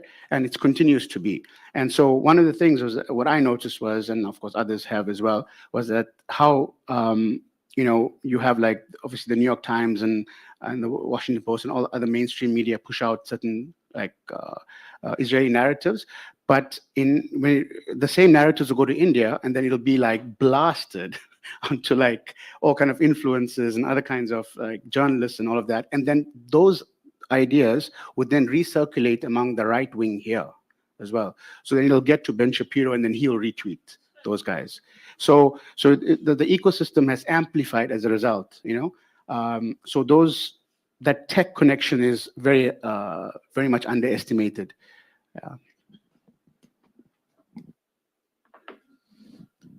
Yeah, those are amazing answers.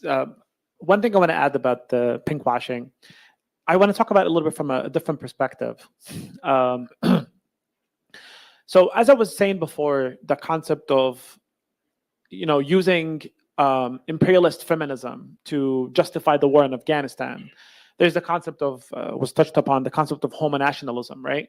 The concept that the West have learned that post decolonization in the last century, that they need to come up with egalitarian way of justifying wars. They can't justify wars like back in the day where we're coming to civilize you. We want to come to bring in democracy. And when the concept of democratization has becoming a little bit dated, they came up with new ideas like, freeing the women. And the newest addition to that is the homonationalism. And that started, of course, with Obama, and it continued even with Trump. Like even Trump put in some sanctions against Jordan because Jordan disallowed like a gay kind of event in Jordan. Even Jordan is one of their biggest allies. And even though Trump claims to be like anti-gay and anti-LGBTQ, but this is a national foreign strategy to use it to keep people overseas in check. However, from the concept of Orientalism, these ideas are Orientalist and problematic in themselves. Why? Because we are trying to, and of course I'm not talking about you. I'm just saying why Israel uses that is goes back to what I mentioned before about Netanyahu using the concept of darkness and light, the barbarism and civilized people, is the concept that they're already automatically connecting the LGBTQ movement within the West as a sign of modernized world, as a sign of civilized world, and anybody who doesn't follow in the footsteps of LGBTQ identification, then they're barbarics and they are uncivilized.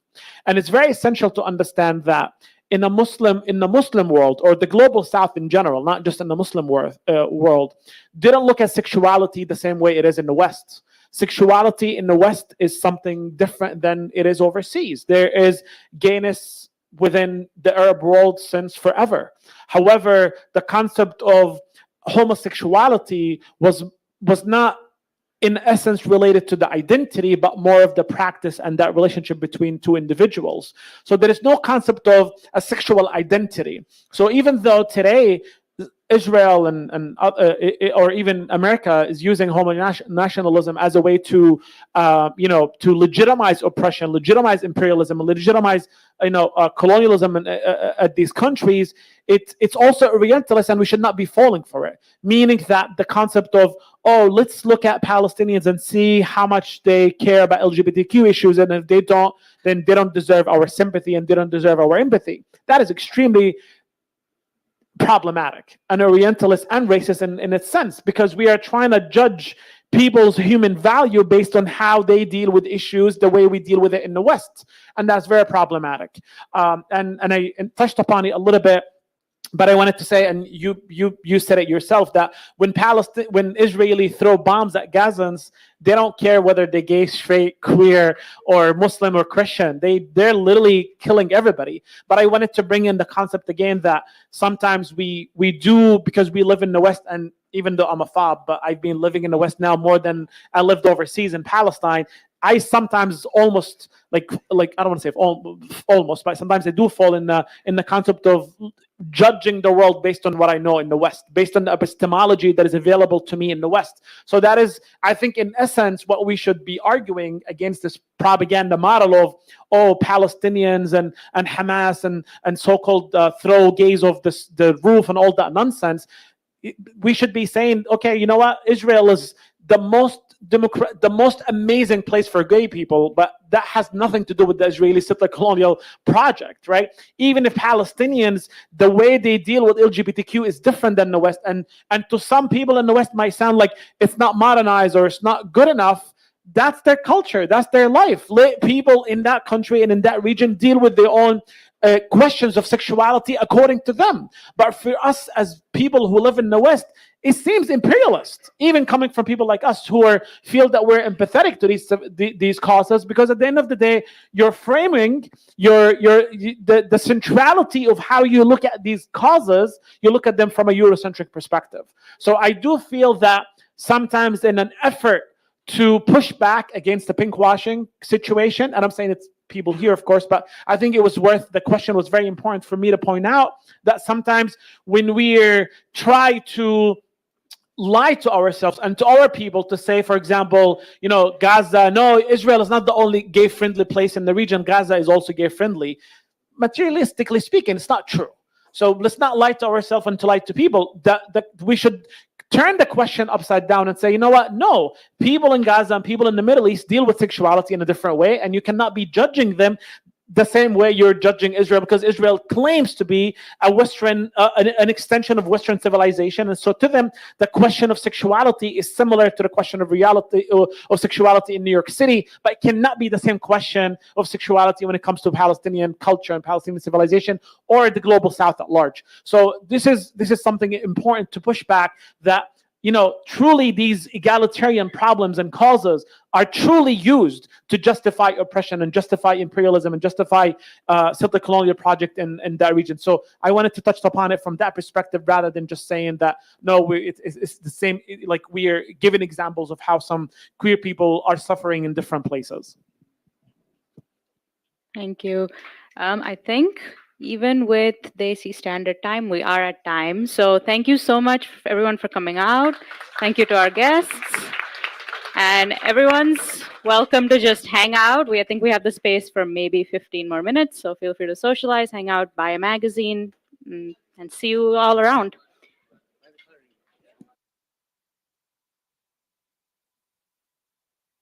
There's also a coloring book you can buy, created by Azad Essa up there.